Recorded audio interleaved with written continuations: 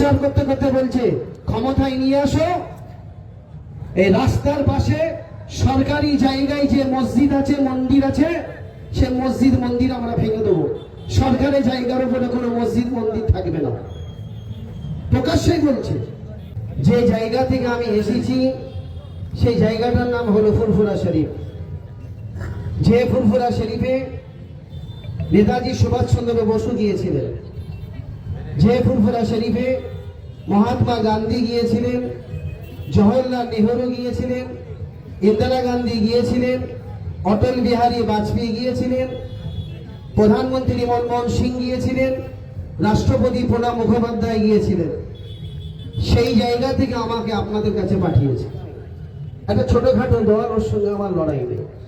যেই দিন থেকে আমি দিদির হাতটা ধরেছি সেই দিন থেকে আইএসএফ বলে পশ্চিমবাংলায় আর কিছু নেই। আইএসএফটাকে ভেঙে টুকরো টুকরো হয়ে গেছে, টুকরো করে দিয়েছি আমি। আজকে ভাঙড় নিয়ে যারা চিন্তায় পড়ে গেছে যে ভাঙড় আমি জিতবো কি করে। জিতবে কি করে? 2 টাকার কাজ করতে হবে তো, 10 টাকার কাজ করতে হবে, 50 টাকার কাজ করতে হবে। তুমি 5 বছর আসবে আর কিছু করবে না, আর 26-এ ভোট চাইতে বেরোবে। এটা কি করে ভোট দেয় মানুষ? যে রাস্তা দিয়ে আপনারা হাঁটছেন সেই রাস্তা মমতা বন্দ্যোপাধ্যায় করে দিয়ে গেছে। 34 বছর সিপিএম রাজত্ব করেছে, একটা রাস্তা তৈরি করতে পারেনি, একটা কাজ ওরা করতে পারেনি। মমতা বন্দ্যোপাধ্যায় সবে 15 বছর অনেক কাজ করে দিয়েছেন। যে কাজটা আমডাঙ্গায় বাকি আছে আমি সেই কাজটা পুরো করতে এসেছি। যে বিজেপি 14 বছর মিথ্যে কথা বলে আসছে, মিথ্যে কথা বলে বলে বলে বলে বলে বলে বলে বলে আজকে আপনার কাছ থেকে ভোট চাইতে আসছে। যে বিজেপি যারা টিম আসছে নরেন্দ্র মোদী থেকে, অমিত শাহ থেকে শুরু করে, কলকাতায় বড় বড় 5 স্টার হোটেলে থাকছে, বড় বড় 5 স্টার হোটেলে গিয়ে তারা বিলাসিতা করছে, আর বেলা 10টার সময় ঘুম থেকে উঠে প্রচারে বেরোচ্ছে। আবার তারা প্রচারে বেরিয়ে বলছে মুরগা খানা বন্ধ কর দেंगे, मछली खाना बंद कर देंगे, मीट खाना बंद कर देंगे। আর ওদের খবর নিয়ে দেখুন যে সব হোটেলে আছে সেই হোটেলে তারা মুরগা খাচ্ছে, মাছলি খাচ্ছে। আগামী 4 তারিখে আপনারা দিদিকে বিধানসভায় পাঠান, সব নাম কিন্তু দিদি আপনাদের তুলে দেবে। আর যদি না পাঠান তাহলে যাদের নাম বাদ গেছে তাদেরকে ডিটেনশন ক্যাম্পে যেতে হবে।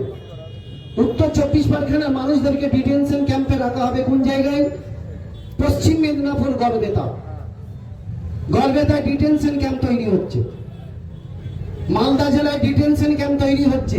তাহলে হাওড়া জেলার মানুষগুলোকে মালদা জেলায় রাখতে হবে। আবার উত্তর 24 পরগনায় ডিটেনশন ক্যাম্প তৈরি হচ্ছে, মালদা জেলার মানুষগুলোকে উত্তর 24 পরগনায় রাখবে। তাহলে আমি আপনাদের হাত ধরে বলবো 4 তারিখে আপনারা জোড়াফুলে ভোট দেবেন।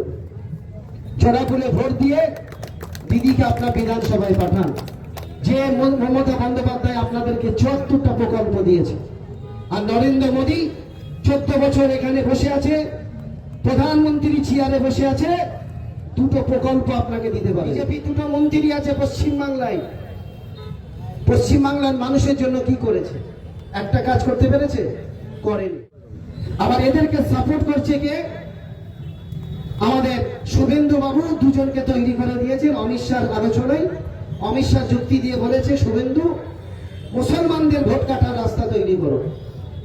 মুসলমানরা তো একচেটিয়া টিএমসি কে ভোট দেয়। আমাদের শুভেন্দু বাবু পশ্চিমবাংলায় দুজনকে খাড়া করে দিয়েছে মুসলমানদের ভোট কাটার জন্য। একটা হলো আমার বাড়ি থেকে তৈরি করে দিয়েছে, আর একটা হলো আমাদের মুর্শিদাবাদের ফাজা, ও নাকি আমার মুখ্যমন্ত্রী হবে। নিজের প্যান্টটা নিজে ঠিক করে পড়তে পারে, হেলিকপ্টার থেকে নামছে, গুজলে পড়ে যাচ্ছে, আবার সে নাকি আবার বলছে মুখ্যমন্ত্রী হবে।